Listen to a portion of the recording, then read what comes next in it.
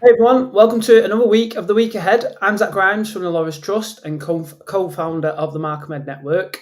Today I'm joined again by my co-founder Ryan Green. How are you, Ryan? Good, thanks, Zach. I was up in the coast over the weekend. I was doing some paddle boarding out on Beadnell, and so you can see my forehead is sporting our brand colours right about this moment in time. Love it, brilliant. Well, I hope you had a good weekend. And we're also joined by Chris Prince, who's from United Learning's Manchester cluster. How are you, Chris? Yeah, great. Thanks. First day of the summer holidays. Couldn't be better. Nice. Well, first of all, thank you for joining us on in the Yeah, summer thanks. holidays. Hopefully, like ourselves, your emails have probably slowed down by now, and you've been able to get your breath back and get your head above water. Getting there. Good stuff. Chris, as we do every week, can you just give us a bit of context in terms of your role at United Learning and a little bit about your background as well? Yeah, absolutely. So my official title is the Cluster Marketing and Communications Manager for the Manchester cluster. So United Learning's the largest trust in the country. Sort of coming up to 100 schools within the group. That's sort of then broken down into geographical clusters. So my cluster, pretty self-explanatory, is the Manchester one. So I oversee the MarComs for 3 schools within that. So Stockport Academy in Stockport, Manchester Academy, which is in Moss Side, and William Humes Grammar School, which is an all through, so primary, secondary, and sixth form, and that's in Whalley Range. In terms of background, I've been doing this for the last 9 years. So 4 of those as a manager, and then the other 5 as an officer, and that was at Stockport Academy. So I've been within United Learning for that period. Before then, I worked in a digital marketing agency for a couple of years, and then before then, career change. I used to be a broadcast journalist working in local radio. So Wow. yeah, that's kind of where I've kind of been over the past coming on for 2 decades. Amazing. I mean, I didn't know that far back of your career background, but that's really insightful. I'm sure that there's lots of stuff that you bring to the role today, but I just want to pick out as well the fact 9 years within the trust and the schools that you're working in. I think it's phenomenal, and the fact that there's been that show of progression throughout. So, thank you for sharing that.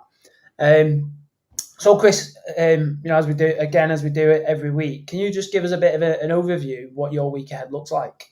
Absolutely. I think, as you've already touched upon, emails are starting to sort of tail off really. And I think the first couple of days of the school holidays really is just spent sort of bottoming off that to-do list. It's finishing off on things like, sort of your newsletters, just getting to sort of like through all the, sort of the comms jobs really that, you get bombarded with towards that last 2 weeks of term. From then on, really, it's there's quite a few sort of projects to get into over the summer, so it's kind of picking up on those and sort of laying the foundations to make sure they go smoothly over the next few weeks. So, one of the things I'm involved in across my schools is the school aesthetics. So, sort of things like installation of new wall wraps, sort of controvision across the front of school for the windows, things like that, just kind of really giving the school a lift. It's that time of year, obviously school budgets need to be spent, and it's looking at how we sort of use that effectively to get the best possible impact sort of around sort of the school buildings to lift that kind of learning environment really. Aside from that, looking at planning for open evening, obviously, we come back in September, everyone has to hit the ground running to make sure that all the ducks are lined up, really sort of ready to make sure that those campaigns are successful. Updating strategy documents that often kind of get neglected throughout the school year as well. I see you know what I'm talking about there. Really, and working on school prospectuses and sort of those documents as well, and just updating those where we can. So busy couple of weeks ahead. Very much so. Yeah. I mean, the brand environment stuff you mentioned there, that's an interesting one. So what in terms of the aesthetics work that you do, who else is involved with making those decisions in terms of the look and the brand? So I work real closely with senior leaders, obviously, so principals really, rightfully so, want to have a say on kind of how that looks and, kind of where it particular they want to sort of focus on. Because, these things aren't cheap. So you've really got to be smart with your budget in terms of kind of where you're looking at, as I said before, for sort of the best impact. I find that different head teachers have a different sort of approach to it. Some like to be really hands-on. Others kind of like leave you to it and then have sort of final sign-off. So it depends on the school, really. Yeah. Is there a kind of overarching kind of brand style for United Learning, or because I mean, I've seen lots of these wall designs, as I'm sure you have, as I'm sure kind of other watchers have, and sometimes you can go into school and they can be all over the shop. There's no real theme. They've had ones done from previous years that haven't continued the theme across, and so you kind of get this. It can sometimes, if not managed well, make the school quite disjointed. And so how do you deal with that when you're speaking with the heads? How do you coach them kind of through the understanding that it's not just about that piece of wall, it's about the whole school experience and how it flows? I think I've got that sort of working relationship with them that, sort of I've got that credibility within my role anyways, that there's an element of sort of trusting my judgment on stuff like that. I think to answer sort of like the first question in terms of sort of how, United Learning kind of manage that, we've got very kind of clear guidelines on sort of, just brand guidelines really that, certainly not every school has a me in them or someone, sort of like managing the MarComs full time. So it's quite useful to have that sort of, go-to sort of document for, what are the colours that we use, what's the font that we use. However, that said, across all the schools in the group, they're not sort of, every school has that autonomy to be able to, kind of retain that personality, that identity, because I think that's really important, kind of when you become part of a trust that you don't lose that. So I guess what I'm trying to say is, I get, sort of what you're saying in terms of, sort of pulling everything together, and that's really important, but it doesn't necessarily have to be pulled together using UL's brand colours or brand. Right. Okay. So they've got that element of individuality, but they've still going to keep, they can still keep a theme. And do you try and just kind of, like you said, just because your relationship with the senior leaders, you can kind of say, listen, you've got one that's all about illustration down that corridor that's in a completely different style. Actually, if we do one that's all about photography over here, and we don't tie that, from an aesthetics point two together, you're actually going to look like you're in two separate areas. That might be what they want, but if they want it to kind of feel like one kind of flowing building. Yeah, I think having that consistent sort of art style is important. And I've got that with two of my schools at the minute. One's very sort of like a cartoony sort of style, which works for them. And they've kind of built a real sort of identity around that, having launched their house system last year, and, kind of really, worked some sort of student engagement with that. And the artwork's kind of linked to that and really sort of appealing to them. And then another, is kind of completely different. And like I say, again, that's because each school has that identity, and that's linked to sort of like, the head teacher as much as anything else, and is an extension of sort of their personality, I think, in a way.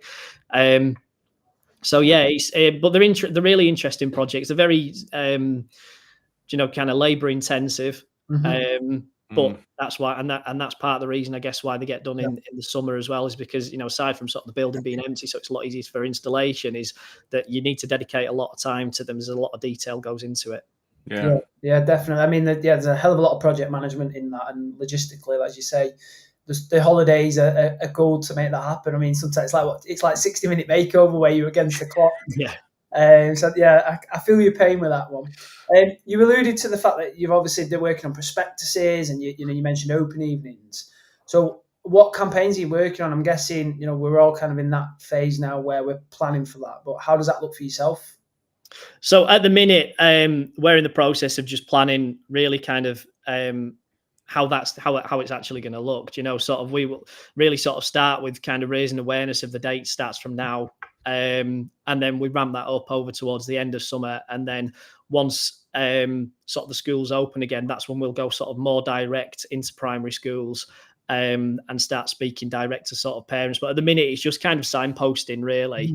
And then with prospectus, one of the things that I'm working on at the minute, which I'm quite excited about, is a different type of prospectus.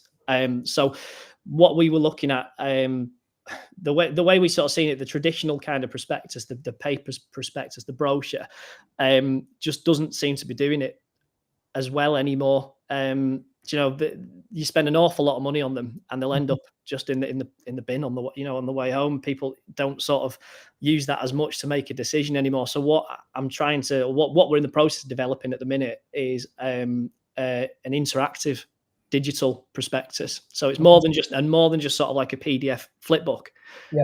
This is something that when I was looking for sort of like how other institutions might do it differently, I looked more at sort of at higher education and how the universities do it. And the way we kind of settled on sort of like the format of it is certainly sort of, majority of people now we know will consume the media on the phone rather than on a computer, so it has to be sort of optimized for mobile, and it's very much a kind of scrolling experience where they will scroll through sort of like the content, and videos will pop up as they scroll, and it's something which we've kind of had to start from scratch in terms of how this would work and how this would be developed, and I'm hoping that when it kind of all comes to fruition towards the back end of summer, it's going to look like how I imagine in my head.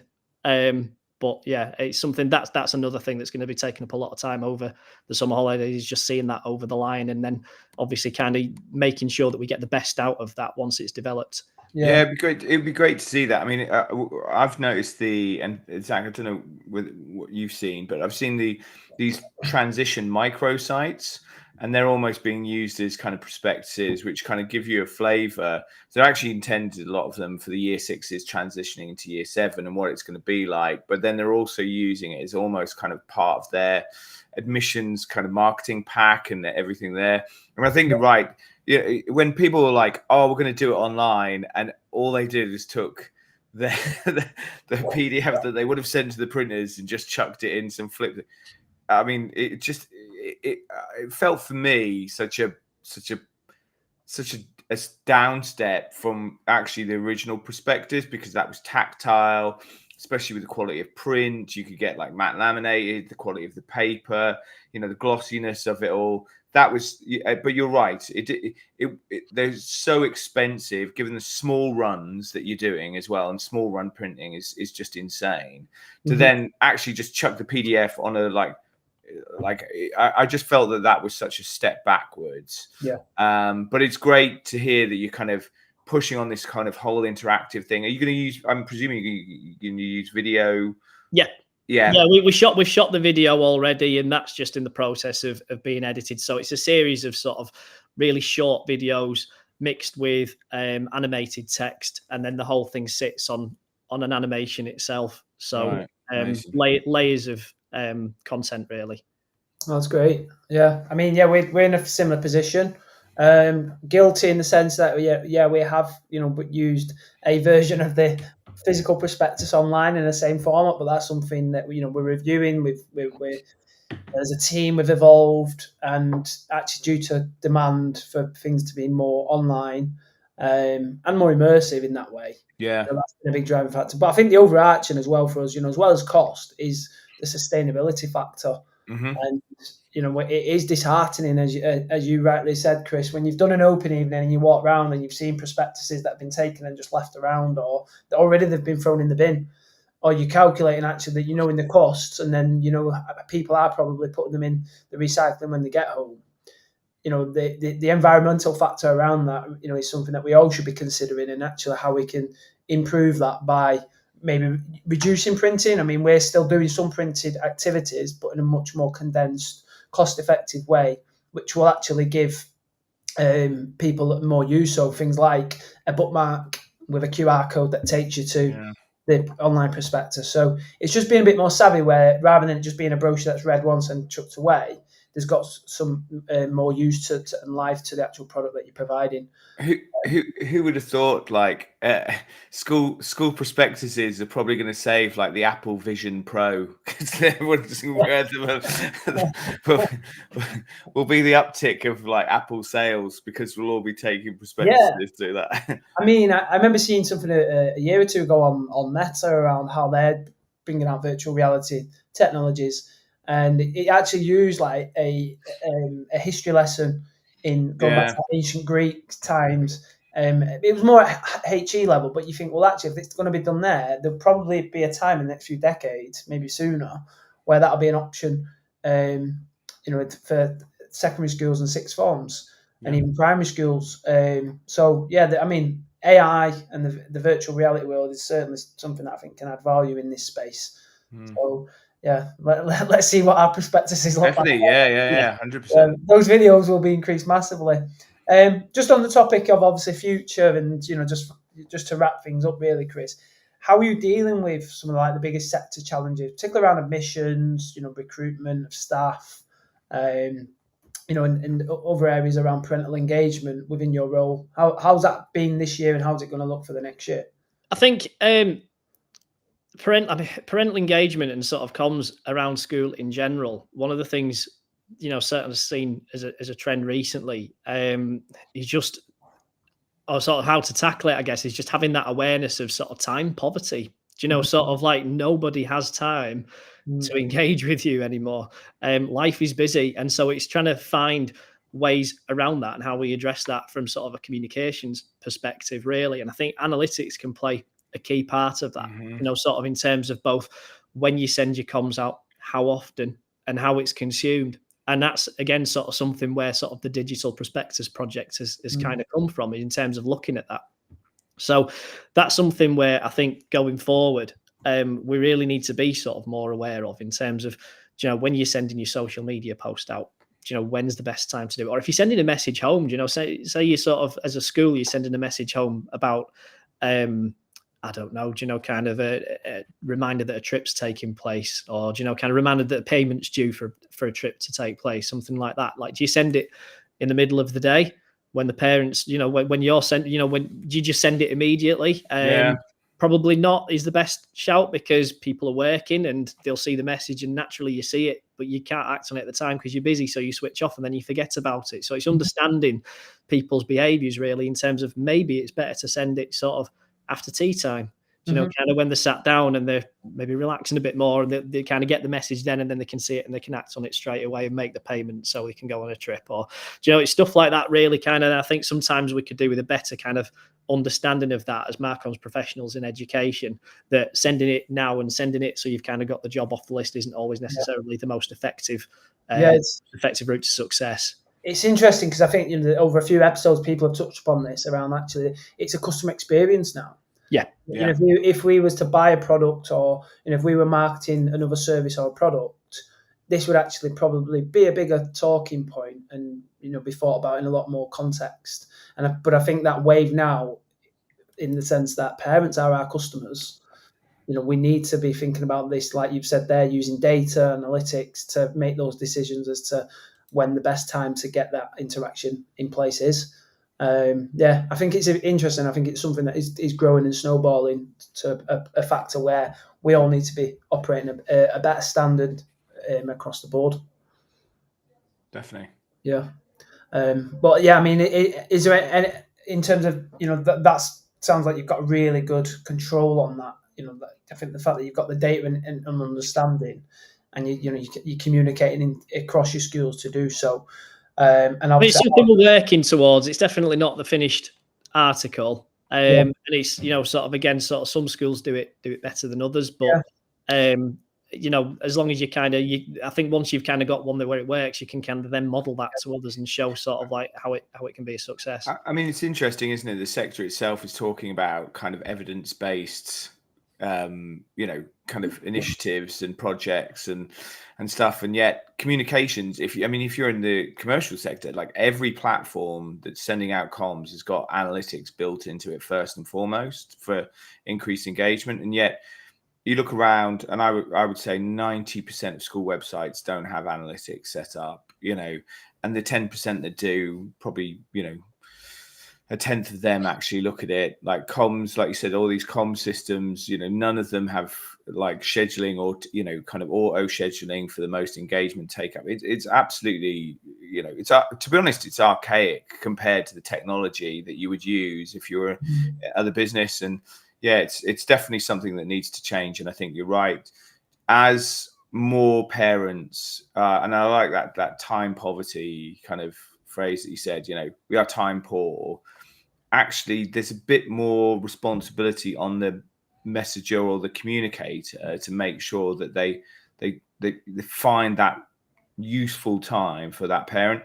And the problem is it cannot be done manually. It has to be done through technology, right? Because you just haven't, no one's got the capacity to kind of figure that out. But technology can do it in an instant. So it'll be great to see as some of these platforms evolve, like just how that improves parental engagement, how that improves kind of transfer of knowledge, information sharing, all of that good stuff, which we know schools are desperate to do, but there's just too many barriers at the moment, I think. Yeah, no, that's I mean, yeah, we'll probably get a lightning talk on this at some point. Definitely. As a follow-up. But yeah, I think that, you know, it's been really interesting, some of the things you've covered there, Chris. I'm going to wrap things up for today. You know, really appreciate your time. Don't need any more of it with it being the school holidays and that endless list that you have got to do over the next few weeks. Oh, thank you very much for having me. Really appreciate it. Yeah, thanks for coming on, Chris. Thank you, Chris, and thank you, Ryan, and thank you for everyone watching. You know, it's been a really good conversation, and I think this actually brings us to the conclusion of our first series. Ryan, we're going to be returning now in September. We're going to have a little mini break ourselves from doing these each week. I think it's well deserved. I think it's definitely well deserved, Zach. I think we've done a good start to this kind of first series. We're stopping on 7, and that's and then we'll pick it up in the September in the new school year, and we'll start again. Sounds like a good plan to me, yeah. But and just a shout out really, if anyone is interested in coming on as a guest, then reach out to Ryan or myself, or visit the website and to find out more. You know, we want a variety of guests on to make sure that we're representative. You know, we want to be having conversations as interesting as this one, as Chris today and everyone else who's been on so far. So, you know, do get in touch if it is something that does interest you. But yeah, just a final thank you to everyone for watching. And again, Chris, thank you for your time.